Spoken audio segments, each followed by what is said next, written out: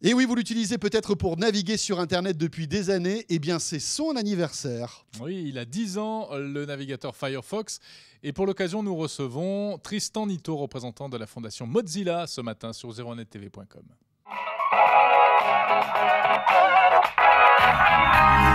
Bon, ben voilà, bon anniversaire. C'est pas vraiment le mien, hein, mais c'est celui de Firefox, c'est vrai. C'était en 2004. Oui, le 9 novembre. Ouais. Alors, qu'est-ce qui s'est passé le 9 novembre 2004 ? Ben, j'étais chez moi, parce que c'était là où je travaillais.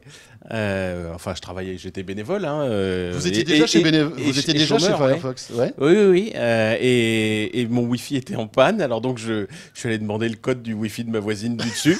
Et on a lancé Firefox 1.0 ce jour-là. Il s'en est fallu de peu que ça sorte pas, parce que j'avais pas de Wi-Fi chez moi. C'est-à-dire que vous êtes l'un des papas du premier Firefox, on peut dire ça comme ben, ça, en toute oui. modestie. Enfin, on était plusieurs. Enfin, Ouais. faut pas étirer trop la métaphore. Hein. Mais donc oui, un des papas de Firefox et le président de l'association Loi 1901 Mozilla Europe. Et pourquoi avoir eu l'idée de créer un navigateur alors qu'il y en avait déjà? C'est vrai, François a parlé de Netscape, il y avait aussi Internet Explorer déjà à cette époque-là. Enfin, c'était Internet Explorer qui était premier, non? Ah oui, 92% de part de marché, et malheureusement plus maintenu. C'est-à-dire que une fois qu'ils avaient gagné chez Microsoft et qu'ils ont vu qu'ils avaient écrasé la concurrence, eh ben, ils ont arrêté de développer Internet Explorer pour mettre des développeurs qui étaient des développeurs pointus sur des projets plus sensibles, plus importants, comme Windows, Office, la Xbox, qui étaient vraiment des produits stratégiques qui rapportaient de l'argent, contrairement à Internet Explorer. Et donc, Internet Explorer stagnait, avec les bugs, avec des problèmes, les vulnérabilités, la sécurité, la vulnérabilité, etc. Et des tas de gens dont je faisais partie qui se disaient mais quand même le web là c'était génial, et puis c'est en train de s'essouffler, c'est en train de retomber comme un soufflet parce que les gens ont peur, parce que dès qu'ils vont sur le net ils se font hacker, etc. Il faut faire quelque chose, il y a tant à faire sur le web. Et donc on a lancé le projet Mozilla, ou plus précisément Netscape a lancé le projet Mozilla, voyant qu'ils n'y arrivaient pas face à Microsoft. Et puis finalement, ils ont arrêté. Et c'est là que donc on a été amené à créer aux États-Unis la Mozilla Foundation et en Europe Mozilla Europe. Donc un logiciel libre. Hein, et donc un logiciel libre construit de façon collaborative. Le code source est ouvert, c'est transparent. Et l'idée, c'était de donner, enfin vraiment le slogan de l'époque, c'était promouvoir le choix et l'innovation.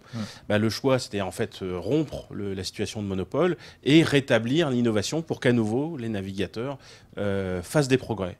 Et puis ça a marché.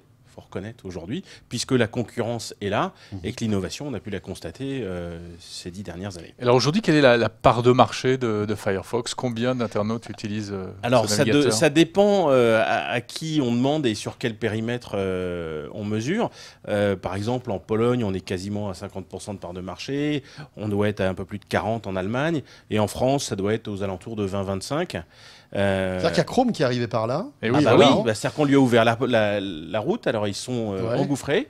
Et donc avec toute la force de frappe de Google. Un marketing absolument énorme. Enfin, cela dit, c'est un bon navigateur aussi, Google Chrome. Ah, mais techniquement, il n'y a rien à redire. Après, il y a des problématiques autour de la vie privée, etc. Mais techniquement, c'est un excellent navigateur. D'ailleurs, c'est amusant parce qu'à l'heure où on parle, la première tendance sur la question Orange, quel navigateur utilisez-vous? Eh bien, c'est Chrome qui arrive en tête. Ah oui, c'est un petit peu le reflet de ce qui se passe véritablement. Après, nous avons Safari, Firefox et Internet Explorer. Safari, c'est peut-être un petit peu surévalué. Safari a combien de parts de marché en France aujourd'hui? Oh bah beaucoup moins. Beaucoup moins. Ah oui, ils sont quatrième de loin, ouais. Ah oui. Non, Pierre Fontaine. Pierre est là pour nous parler de Safari, c'est autant pendant un moment, effectivement, il était sorti de sa sfaire macOSienne.